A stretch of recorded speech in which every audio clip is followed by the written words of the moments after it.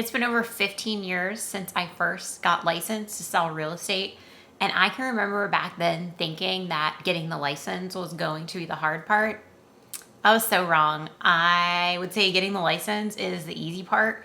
And there are so many things that I wish I had known prior to getting into real estate. But then on the other side of the coin, I'm glad I didn't know because I probably never would have wanted to get my license. So today I'm sharing my top 10 things that I really wish I had known before getting into real estate. If you're thinking about getting your real estate license, be sure to watch this video until the end. These really are like my top information that I would really have wished I'd known before getting into real estate.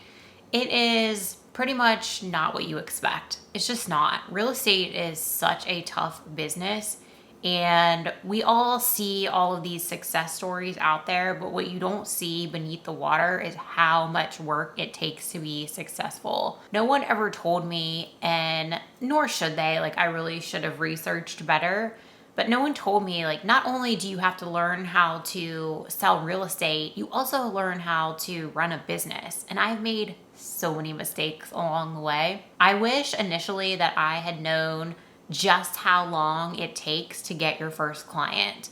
Yes, you see stories out there where it's like, oh, I got my first client in a week, and that's great for them. But for the majority of us, and definitely for myself included, I didn't have my first closing for 3 months. And looking back, like that's actually not too bad. When I am consulting someone who is thinking about getting into real estate, my recommendation is to have an entire year of reserves because in most cases, you aren't going to close for 6 to 9 months. That's a long time without any money coming in. And that leads me to the next thing I wish I had known, which is just how much money you need to invest to build your business. Getting licensed and, getting up and running to the point that you can legally sell real estate, you've got your E&O in place, you have access to the MLS, you've paid your dues, all of that fun stuff. Even that is, at least in Virginia, around $2,000, $2,500 roughly. So that's a couple grand there. And then after you get to the point that you can legally sell real estate, you have all these other expenses because you're growing a business. Like, yes, you can bootstrap it as much as possible. And I absolutely did because I was broke. I mean, real broke. I was eating black beans because I was so broke. That's all I could afford.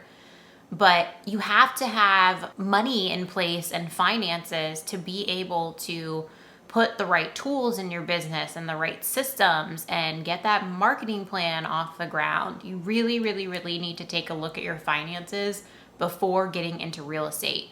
The barrier of entry for real estate, it's low. I'm just going to say it. It's real low. But once you're licensed, like you are still building a business. And that leads me to something else that I wish I had known, that so many people get into real estate for flexibility. That's not why I got in. I just really love the process of purchasing my first home, and I was a loan officer before that. So it was a natural transition. But so many people want the flexibility that is touted with being in real estate.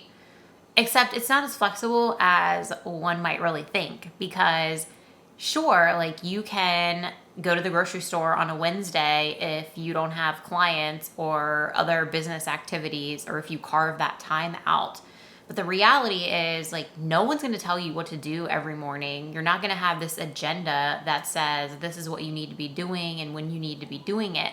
So all that flexibility can really bite you in the ass because you have all of this time, and if you don't know what daily activities you should be doing to move your business along, that can really be an issue. And a lot of times I will see new agents get into the business and they suddenly have all this time, but they're not using the time to do what they need to be doing in order to grow their business. Something else I really wish I had known, or maybe not because it probably would have scared me, is how rude, unkind, and just not great people can be when you are, it's probably a sales position in general, but people can be rough when you're lead generating and you're prospecting. Like those initial rejections, or the first few times you get yelled at or hung up on or a door slammed in your face, like I'm still scarred from that. I think that's why I'm so passionate about building your business without cold calling,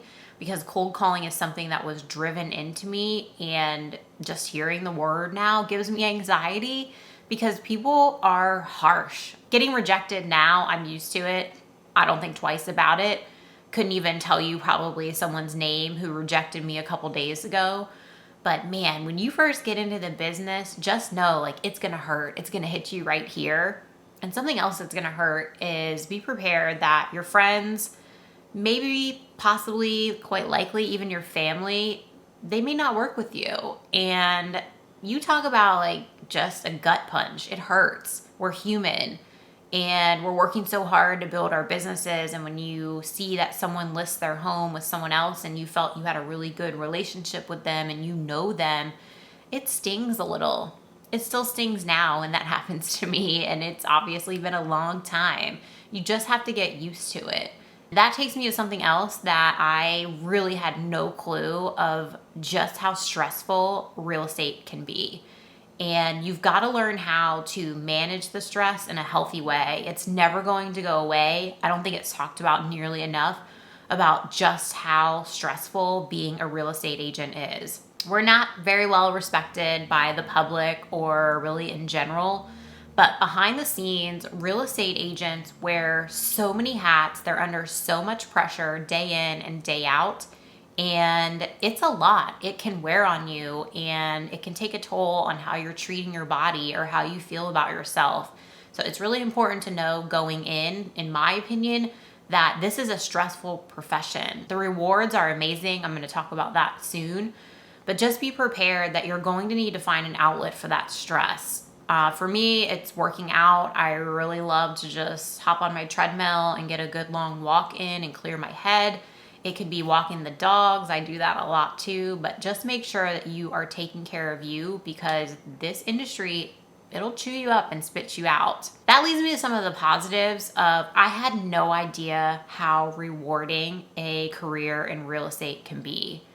Being able to go through the client journey and you become a part of their lives, it is the most incredible feeling I have ever felt. It never gets old. I've sold hundreds of homes and I absolutely love that client journey. I am invested with them. I am there to be their advocate, to be their shock absorber when they need it. And when you sit down at that closing table and you've helped them move on to the next chapter, nothing is more rewarding. I have never experienced so much joy from anything else other than real estate. And it's because of the people, it's the clients. We deal with so many problems, and we deal with nasty people too, and nasty agents. But when you have that bond with your client and you've gone from that initial phone call to I'm ready to sell or I want to start looking for a house, all the way to the closing table, it's magic. I absolutely love it, and I had no idea how rewarding it would be. Something else that is hugely rewarding about this business, and obviously, like, I had an idea that the income is unlimited, but the financial side of this business can be incredibly rewarding. There's no safety net, so it can also be incredibly stressful or devastating if you're not closing deals. You know, you're running your own business, so there's a lot of risk involved with this. But wow, it has given me a life and provided for my family in ways that I never really dreamed of. It's an incredible feeling to know that you have no income potential. Your income is dictated by the amount of effort you put in.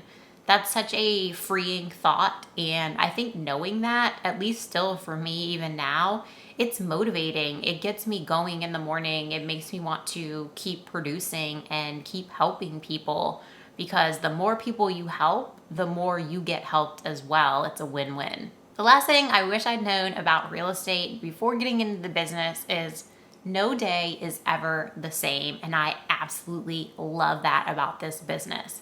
Yes, there are daily activities that are the same. They've got to get done every single day in order for my business to move forward. But from a standpoint of the people, the problems, what needs to happen in order for a deal to close, all of those scenarios are different. There's always new challenges. There's still problems that come up that really cause me to dig deep and think on how is the best way to solve this. And I love that. It keeps it fresh. I don't go sit at a desk every day from 9 to 5 and do the exact same thing. I think that would kill my soul a little bit if I ever had to do that. So if you are someone that enjoys your days varying and no day really ever being exactly the same, like it's not like a subdivision where it's cookie cutter, like it's very unique, then definitely think about real estate. But if you're thinking about getting your license, really think about these things. This is real life experience. There are high highs, there are low lows. Even today, it never stops, but real estate is such a rewarding career, and you meet so many incredible people that the ones that maybe aren't so nice to you or even harsh to you, you kind of just forget about them because the good far outweighs the bad. If you got some value from this video, please consider giving it a thumbs up. I would greatly appreciate it, and it always helps me out. And until I see you on the next one, take care.